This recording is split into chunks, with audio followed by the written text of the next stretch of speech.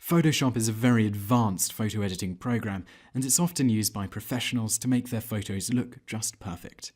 If you are just starting out with the program though, some of the automated effects that it is capable of are a great place to begin. They are most useful for adding cool effects to a photograph that just make it appear that little bit different. In this tutorial, we're going to look at 3 of these effects.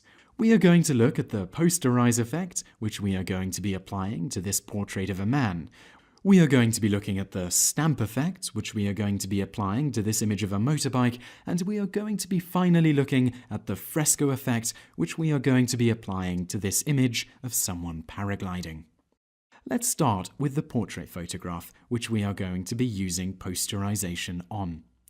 Click Filter, go to Artistic, and click Poster Edges. Now, as you can see here, we have been given a sample on the left of what the photo will look like once we have confirmed the changes. On the right, you're going to see 3 sliders: edge thickness, edge intensity, and posterization. You want to basically just drag these sliders until you get the effect that you like. Here, we're going to go for that kind of rotoscoped cartoon look. Nothing too intense, just a little bit of a tweak that makes the photograph a bit of fun. I think it looks good at around these settings: an edge thickness of 10, an edge intensity of 3, and a posterization of 6. Obviously, this is going to vary for your photograph, and you'll just need to play around with it until you get it looking just as you want it. When you are happy, click OK, and it will be applied to your photograph. Now, while this posterized effect does look pretty good, we do want to tidy things up a bit. You're going to need to grab the brush tool from the menu on the left, and then select the eyedropper tool. You'll sample colors from the photograph, and then use these colors in the brush tool to clear up some of the imperfections. All you need to do is take a sample, go back to the brush tool, set an appropriate size, and just paint over these imperfections, and you can repeat this for any area where there are imperfections on the image. You can really just do this to tidy up any image that you have posterized. After a while, you can see that it starts looking really good. Here we're going to speed up the video a bit to show you what it looks like after working on the photograph for a while. As you can see, it starts to look really good pretty quickly. Now, let's have a look at our next effect, which is the stamp effect. Here you can see we have a plain picture of a bike in front of a window. Now we are going to crop it so we just have the picture of the bike. Select the rectangular marquee tool from the toolbar on the left and just draw around the bike. Then click Image and then Crop. Before we apply the stamp effect, it's going to be worthwhile to adjust our levels. Click Image, go to Adjustments and click Levels.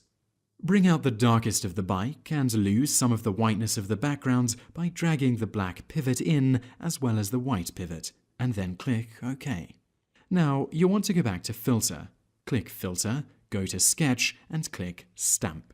You can see now that this photograph is of a higher resolution than the last one, so you'll need to zoom out a bit to get an overview of the bike. As you can see, the stamp effect has been applied to the preview and it's already looking quite effective. All you need to do is adjust the 2 sliders on the right, the light-dark balance and the smoothness, to get the kind of image that you're after. We want the detail and the spokes of the bike to really come out, so we're going to drop the smoothness down to 1, and the light-dark balance here looks about right, set at 21. Again, this will differ in your image. Now, you'll find there are still some imperfections, like we just saw with the portrait. So let's zoom in on our image.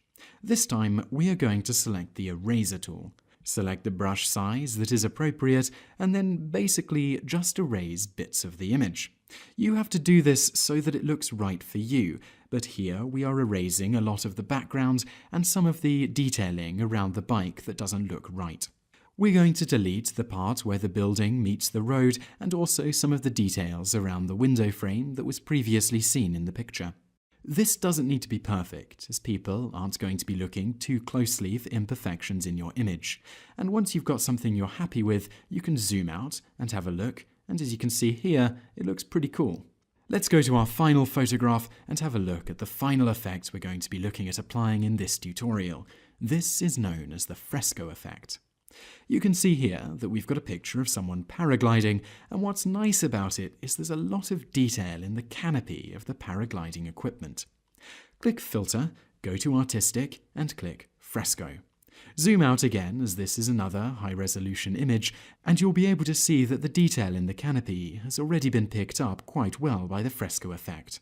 Zoom out a bit more, and on the right you have got your options. Drag them around until it starts looking right. As before, this will depend on your image.